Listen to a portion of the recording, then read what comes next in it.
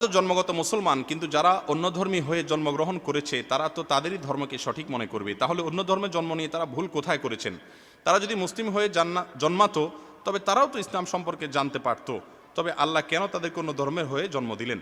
আমাদের নাস্তিক বন্ধুদের একটা পছন্দের প্রশ্ন এটা। তারা খুব বেশি বেশি এই প্রশ্নটা করেন যে আল্লাহ অন্য ধর্মের কারোর ঘরে জন্মগ্রহণ করাইয়া তাদের প্রতি অবিচার করেছেন, আর মুসলমানের ঘরে জন্মগ্রহণ করে আল্লাহ তাআলা আমাদেরকে সুবিচার করেছেন বা আমাদের প্রতি বেশি অনুগ্রহ করেছেন। ভাইরা আমার, আল্লাহ রাব্বুল আলামিন প্রত্যেকটা মানুষকে জন্ম থেকেই ইমানদার করে জন্মগ্রহণ করে। কুল্লু মৌলুদিন ইউলাদু আল ফিতরা, হাদিসে আসছে প্রত্যেক শিশুই জন্মগ্রহণ করে কি নিয়া? ফিতরাতি বা সৃষ্টিগত বিশ্বাসের উপরে। তবে পরিবেশের মাধ্যমে সে নষ্ট হয়। আল্লাহ তাআলা সবাইকে বিবেক দিয়েছেন। আল্লাহ তাআলার একত্ববাদ, আল্লাহর অস্তিত্ব বোঝার জন্য শুধু বিবেকটাই যথেষ্ট, শুধু বিবেকটা খরচ করা দরকার। বিবেক খরচ না করার কারণে সে অপরাধী হবে।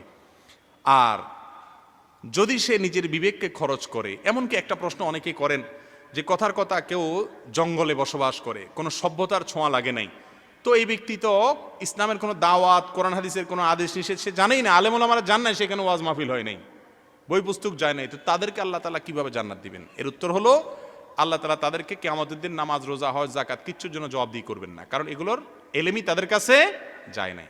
একটা শুধু প্রশ্ন থাকবে, আল্লাহর অস্তিত্বকে বিশ্বাস করো কিনা। এটুকু বুঝার জন্য কোনো পণ্ডিত হওয়ার প্রয়োজন, আকল যথেষ্ট, বিবেক যথেষ্ট, যে আমি কোত্থেকে আসলাম, কোথায় যাচ্ছি। আল্লাহ তাআলা বিবেককে খরচ করলে যে কোনো কেউ ইসলামের দিশা পাওয়ার কথা। এক হাদিসে পড়েছি পাপ গোপন রাখতে বলা হয়েছে, অন্য আরেক হাদিসে পড়েছি গোপনে পাপকারী পাহাড় সমতুল্য সওয়াব চুরমার করে দেয়া হবে। হাদিস দুটোর ব্যাখ্যা জানাবেন। গোপনে ইচ্ছাকৃত ঠান্ডা মাথায় মানুষ থেকে লুকায়া লুকায়া পাপ করা, এটা তো জঘন্য অপরাধ, নিয়মিত করা। কিন্তু গোপন পাপ করার পরে সেটাকে আবার প্রকাশ করা, এটা আর ডবল অপরাধ। নবী সাল্লাল্লাহু আলাইহি ওয়াসাল্লাম বলেছেন, কুল্লু উম্মতি মুআফান ইল্লাল মুজাহিরুন, আমার সব উম্মতকে কিয়ামতের দিন মাফ করা হবে, কিন্তু যারা পাপ করে আবার বলে বেড়ায় মানুষের কাছে বা প্রকাশ্যে করে বেড়ায়, দেখায় বেড়ায়, তাদেরকে মাফ করা হবে না।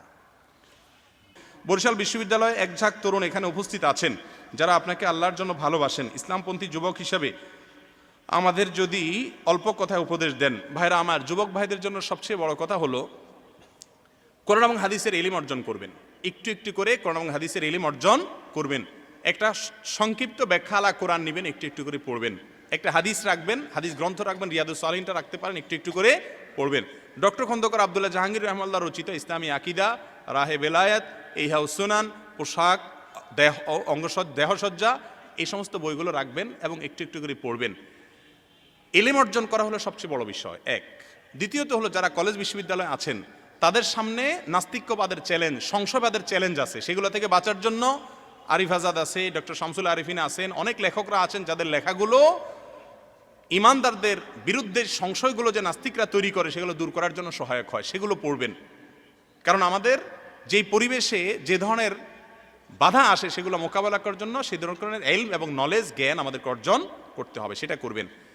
আর 3 নম্বর পরামর্শ হলো ভালো সঙ্গীদের সাথে থাকবেন। খুব কঠিন একটা সময় যাচ্ছে ভাই, চতুর্দিকে গুনাহের হাতছানি।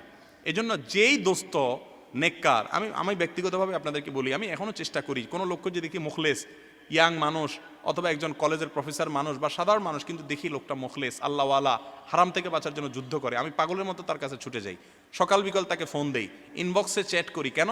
উদ্দেশ্য যে তার সাথে যোগাযোগ থাকলে আমি মুত্তাকি হতে পারবো।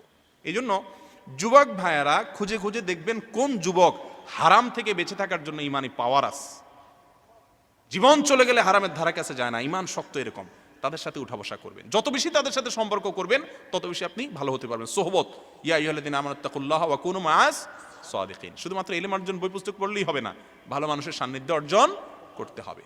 আল্লাহ তাআলা আমাদের ঈমান আমলকে হেফাজত করুন।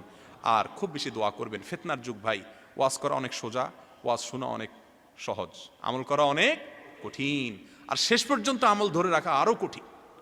এই জন্য আল্লাহর কাছে পানা চাইতে হয় সকাল বিকাল। নবী সাল্লাল্লাহু আলাইহি ওয়াসাল্লাম দোয়া শিখাইছেন, এত দোয়া, হেদায়েতের দোয়া, ইহদিনাস সিরাতাল মুস্তাকিম, আল্লাহুম্মা হদিনা, সারাদিন দোয়া। এই জন্য আল্লাহর কাছে কেমন বাক্যে দোয়া করবেন। এই কাজগুলো করলে ইনশাআল্লাহ ফিতনার যুগে আল্লাহ তাআলা আমাদেরকে হেফাজত রাখবেন।